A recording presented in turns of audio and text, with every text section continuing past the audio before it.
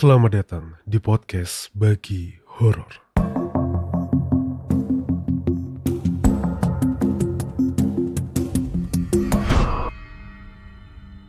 Assalamualaikum warahmatullahi wabarakatuh. Salam sejahtera, Om Swastiastu, Namo Buddhaya, dan salam kebajikan untuk kita semua. Balik lagi di podcast Bagi Horor di malam hari ini. Hari ini aku Arga akan membawakan satu cerita yang sudah lama sekali tidak dibawakan. Dan aku juga lupa apakah dulu pernah aku bawakan atau enggak di podcast. Sebuah cerita dari Agan Mantap Soul, teman-teman. Ada yang ingat sama Agan Mantap Soul di sini? Pasti nggak ada yang lupa dong. Agan Mantap Soul itu salah satu penulis di Kaskus dulu ya. Sebuah thread dengan judul Story Hunter, kisah horor singkat untuk teman bersantai. Nah, ada satu kisahnya yang berjudul Pasir Merah. Ini kisah yang menurutku, wah gila. Serem sekaligus memberikan ending yang chilling gitu di endingnya, kayak bikin merinding gitu. Jadi pastiin kalian dengerin sampai habis. Dan juga ada satu cerita lagi dari pendengar yang bernama Agatha ketika touring motor.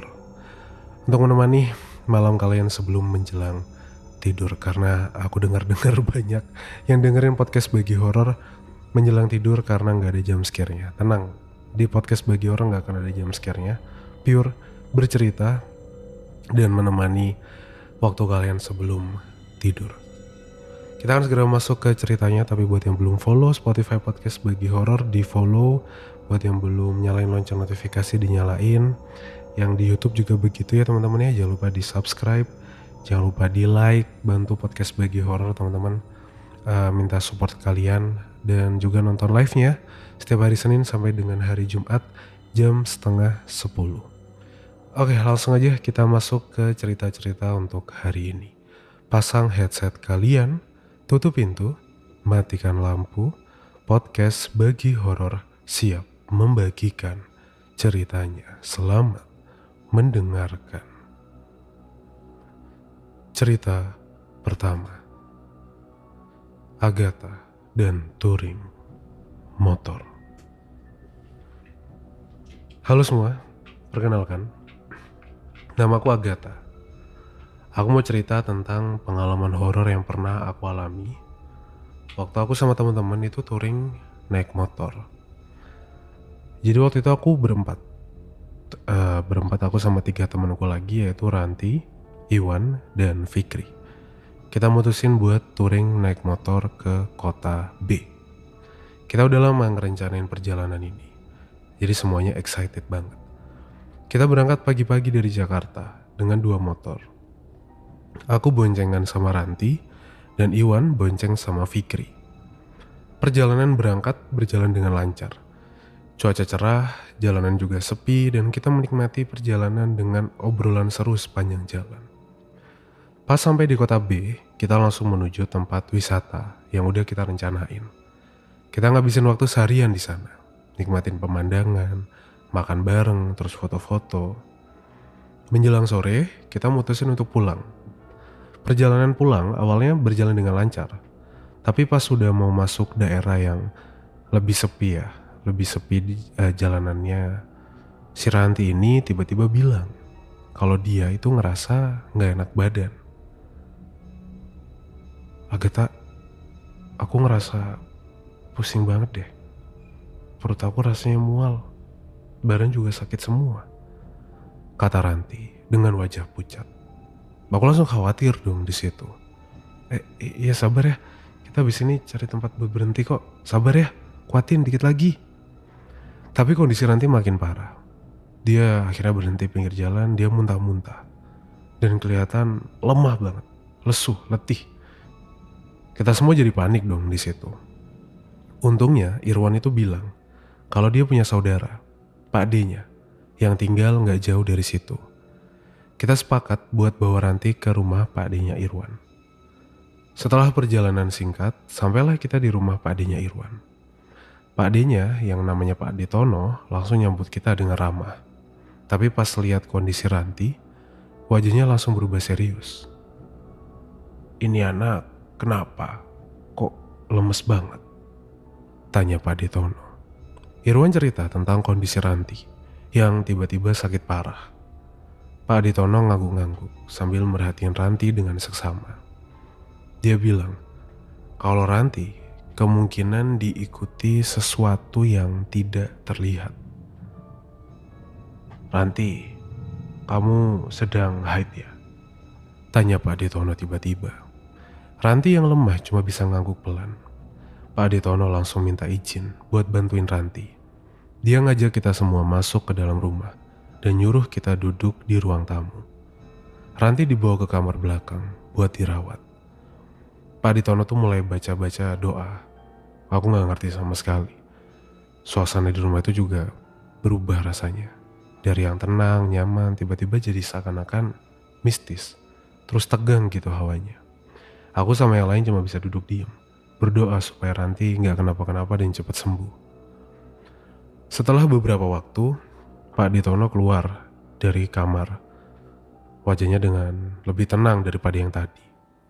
Dia bilang kalau makhluk yang ngikutin Ranti, untungnya mau disuruh pergi, gak ngikutin terus. Makhluk itu ngikutin Ranti karena dia lagi haid. Hati-hati kalau jalan di tempat yang kalian gak tahu. Jangan aneh-aneh, jangan ngomong macem-macem. Jelas Pak Detono. Kita semua merinding dengar penjelasan itu. Aku gak nyangka hal seperti ini bisa kejadian di kehidupan nyata. Yang awalnya mungkin hanya aku dengar di cerita-cerita. Ranti akhirnya dibawa keluar dari kamar. Masih lemah tapi udah kelihatan lebih baik. Pak Detono ngasih beberapa ramuan tradisional buat diminum Ranti biar cepat pulih. Malam itu kita mutusin buat nginep di rumahnya Pak Detono. Karena Ranti masih butuh istirahat. Kita semua tidur di ruang tamu. Masih dengan perasaan was-was tapi lega. Karena Ranti udah mulai membaik. Besok paginya, Ranti jauh kelihatan lebih baik. Dia cerita kalau semalam dia mimpi buruk. Tapi gak inget jelas mimpinya itu apa. Yang dia inget cuma perasaan takut yang luar biasa takutnya. Sudah, yang penting kita semua harus lebih hati-hati kalau pergi ke tempat yang asing. Jangan sembarangan buang sampah atau kencing sembarangan. Apalagi kalau lagi haid, kata Pak Detono sambil ngasih nasihat. Kita semua sepakat buat lebih hati-hati ke depannya. Setelah sarapan dan pamitan sama Pak Detono, kita lanjutin perjalanan pulang. Perjalanan pulang aman, gak ada masalah apa-apa dan kita juga sampai dengan selamat. Itu dia cerita yang bisa aku bagikan. Bang Arga, mohon maaf kalau ada salah-salah kata selama penulisan. Ini pertama kalinya aku menuliskan cerita serem di sebuah podcast. Semoga yang mendengarkan para sobat bagi horor juga merasa terhibur dengan ceritaku. Terima kasih. Terima kasih Agatha sudah berbagi ceritanya tentang pengalaman Ranti. Iya temennya ya. Pengalaman mereka waktu jalan-jalan naik motor dan ternyata temennya ada yang haid. Itulah selalu kalau di cerita-cerita waktu naik gunung atau masuk ke tempat yang sakral, kalau lagi datang bulan atau haid, mendingan ditunda dulu lah daripada ada kejadian-kejadian seperti ini. Kayak aku belum pernah cerita di podcast. Ada di sebuah dorm itu apa, asrama gitulah. Ada asrama cewek, ada asrama cowok, dipisah. Suatu malam kedengaran teriakan kenceng banget dari asrama itu. Semua kebangun, tapi gak ada yang berani keluar, cuma celingak-celinguk doang. Akhirnya guru-guru yang ada di sekitar situ kan juga kedengeran kan teriakannya. Panik tuh satu asrama waktu itu. Dicekin lah tiap kamar. Sampai di lantai ketiga. Pas buka, intinya ya, long story short, pas buka satu kamar, itu ada anak sendirian. Temennya gak ada. Loh, temen kamu mana? Dia ketakutan. Temen saya di kamar mandi. Wah ini nih. Tapi waktu dicari di kamar mandi lantai 3, itu gak ada. Akhirnya naik ke kamar mandi lantai 4. Di atas tuh ada kayak tempat cuci baju gitu lah. Ada kamar mandinya, ada tempat buat jemur baju di lantai 4 ini. Pas sampai sana ditemukanlah anak perempuan tadi yang teriak itu tergeletak di bawah situ. Terus akhirnya dia dibawa ke kamar. Intinya dia ditanyain lah kenapa kok teriak sampai pingsan. Terus dia ingat tadi tuh dia lagi ganti pembalut. Dia pakai kamar mandi ada di lantai 4. Terus dia ingat malam-malam tuh dia sadar, aduh belum dicuci sama dia. Dia lupa tadi tuh dia masukin kresek, digeletakin gitu aja, antar aja deh. Ternyata dia kelupaan. Pas naik ke atas dia lihat ada, dia kan bangunin temennya tuh, aku ke kamar mandi dulu ya. Oh iya, dia jalan ke kamar mandi tapi bukan lantai 3, lantai 4. Pas sampai sana dia lihat ada satu perempuan lagi berdiri di depan kamar mandi. Dia pikir aman dong, ada orang ternyata di sini. Pas dia samperin, mereka saling pandang. Si makhluknya ini, si perempuan yang aku dikira sama anak ini adalah perempuan temennya atau siswi yang ada di situ. Ternyata dia lagi diem berdiri sambil jilatin darah yang ada di pembalutnya. Anjir, merinding bro. Terus dia kaget, dia teriak, pingsan lah dia di kamar mandi lantai 4. Nah sebenarnya cerita-cerita ini itu masih nyambung sama ceritanya dari Agan Mantap Soul yang judulnya itu Pasir Merah. Ceritanya masih mirip-mirip. Seorang perempuan sedang waktunya dan lupa gitu. Jadi langsung aja kita masuk ke cerita kedua. Cerita dari Agan Mantap Soul. Cerita kedua, Pasir Merah. Dulu aku pernah menginap di sebuah pondok milik teman omku. Lokasinya aku lupa, tapi aku masih ingat betul model jalannya. Jalannya waktu itu berpasir, warna merah. Kalau diinjak, kadang nempel di alas kaki. Mungkin sudah berubah sekarang. Pondoknya sendiri terbuat dari kayu dan belakangnya ada sungai kecil dan tempat buang hajat. Kami datang ke lokasi sudah menjelang maghrib. Setelah itu kami beres-beres dan menyiapkan peralatan untuk acara kami. Sekitar setelah Isya, kami segera menggelar acara. Total kami ada 6 orang. Aku, Om Yono, temannya, sebut saja Om Jun. Terus ada Mbak Gina, pacarnya Om Yono. Terus Mbak Riris, pacarnya Om Jun. Dan terakhir Pak Joni, yang mengurus pondok. Acara bakar-bakar pun berlangsung meriah.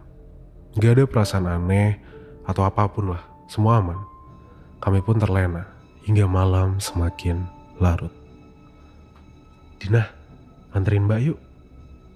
Kemana Mbak? Tanya aku. Ke belakang.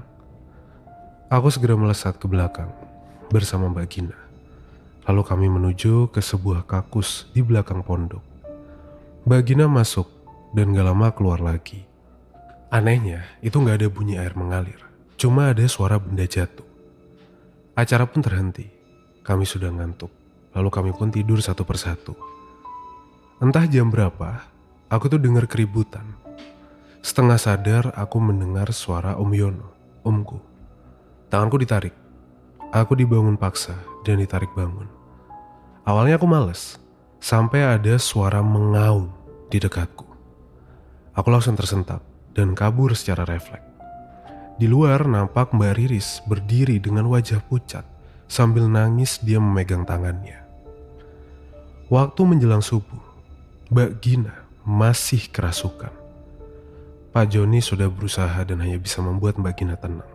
Tapi belum bisa mengeluarkan setan di dalam raganya Mbak Gina. Mas, ini kita bawa ke kampung saja loh, ujar Pak Joni. Terus gimana Pak? Tanya Om Jun. Ya kita minta bantuan kiai kampung aja mas. Akhirnya mereka membawa Mbak Gina yang sudah diikat ke dalam mobil. Mirip korban penculikan aja ya. Aku, Mbak Riris cuma diem-dieman. Suasana jadi sedikit mencekam. Kami gak ada yang berani ngomong. Tiba-tiba Om Yono tuh muncul dan mengajak ke belakang. Mbak Riris sontak menarik tanganku terus ngomong. Kamu ini kok ngajak anak cewek sih? Sana berangkat sendirian. Om Yono tampak melotot sejenak lalu melesat ke belakang. Aku merasa Om Yono agak beda. Mungkin dia lelah dan khawatir karena Mbak Gina. Lalu Mbak Riris mendekatiku dan memelukku. Tangannya gemetar. Din, kamu tahu rumah penduduk paling dekat? Seingatku sih Agak jauh juga sih mbak. Emang kenapa? Mbak Riris gak bicara. Cuma tangannya menunjuk lantai depan teras yang berwarna hitam. Aku gak paham artinya. Cuma memandangnya heran. Ingat pasir merah di depan. Tadi tuh aku sapu karena ngotori teras, ujarnya. Iya, terus? Aku masih nggak ngeh di situ. Kalau kita jalan, pasti ada jejak pasir. Ada sedikit jejak pasir merah. Apalagi sendal cowok itu kan luas permukaannya. Aku diem. Aku masih belum ngeh di situ. Kalau orang napak, itu pasti ngebekas. Tapi sekarang bersih. Lanjutnya. Sekarang, iya sih sekarang bersih sih. Kalau gitu Om Yono pasti terbang.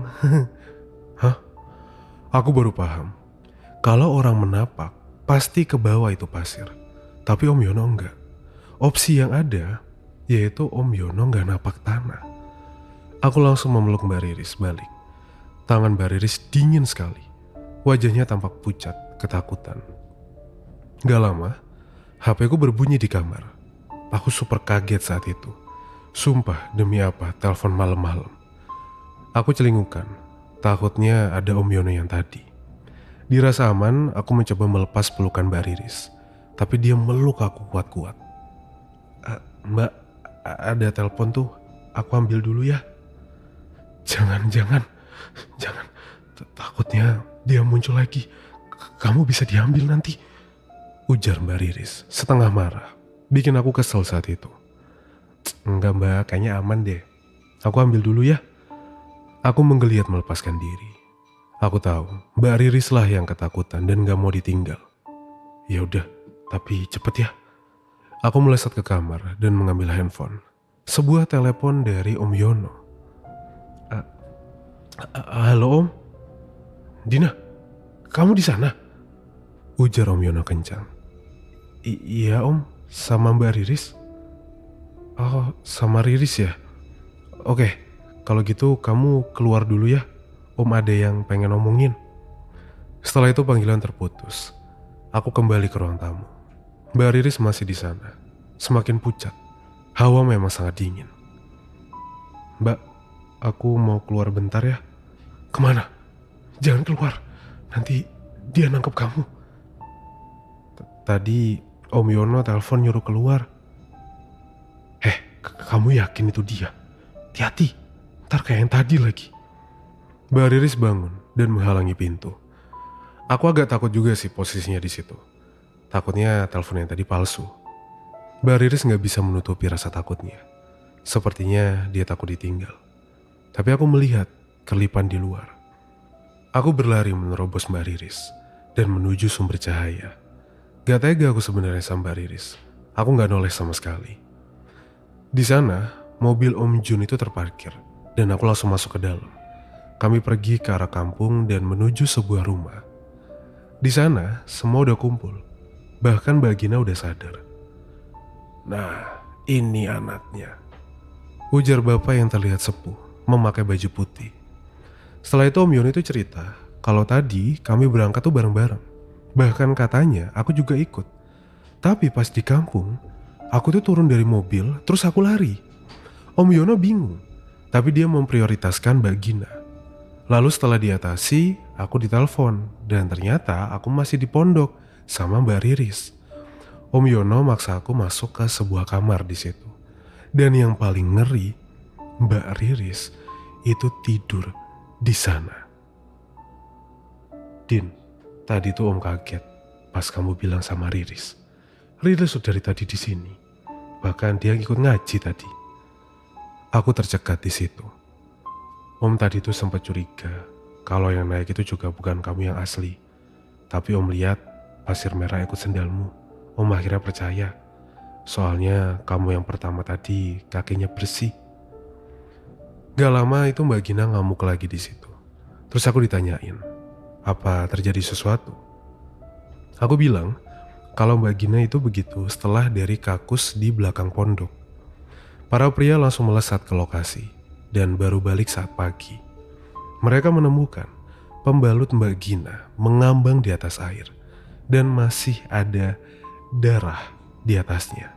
Dan anehnya itu tidak tersentuh air. Lalu kondisi pondok itu terbuka lebar dan ditemukan segumpal rambut di ruang tamu. Ternyata itu penyebab Mbak Gina kerasukan. Dia tanpa sengaja menjatuhkannya ke air. Pikirnya ya udah gitu aja lah. Anehnya cuma sebagian aja yang tercelup air. Seakan-akan ada yang menahannya. Bentar. Kok Mbak Dina juga diincar? Tanya agar mantap Sol ke narasumbernya yaitu Mbak Dina. Soalnya aku juga lagi waktunya waktu itu. Hehehe. Pasir merah berakhir sampai di sini. Itu dia 2 cerita yang bisa aku bagikan di malam hari ini. 2 cerita tentang seorang perempuan yang lagi waktunya dan diganggu sama mereka yang tidak kasat mata. Mungkin di antara kalian ada yang punya pengalaman yang lagi waktunya terus tiba-tiba ada aja terjadi sebuah gangguan. Bisa kirimkan di email ya, podcastbagihoror@gmail.com. Terima kasih Agar Mantap Soul sudah diizinkan untuk membagikan cerita ini, dan terima kasih untuk Agatha sudah berbagi ceritanya. Jangan lupa teman-teman nonton live-nya podcast Bagi Horor ya. Biasanya diupload sebelum live jam setengah 10-an kita live-nya di YouTube, juga di TikTok. TikToknya @argasis, YouTube-nya di podcast Bagi Horor. Kalian bisa nonton live-nya podcast Bagi Horor. Di sana kita akan cerita-cerita menyeramkan dari para pendengar dan para penonton live chat yang punya cerita seram. Terima kasih buat yang sudah mendengarkan. Aku Arga pamit undur diri. Mohon maaf kalau ada salah-salah kata selama bercerita, dan ingat, anggap saja cerita di podcast Bagi Horor itu cuma hiburan semata. Ambil positifnya dan buang negatifnya. Wassalamualaikum warahmatullahi wabarakatuh. Selamat malam dan selamat istirahat.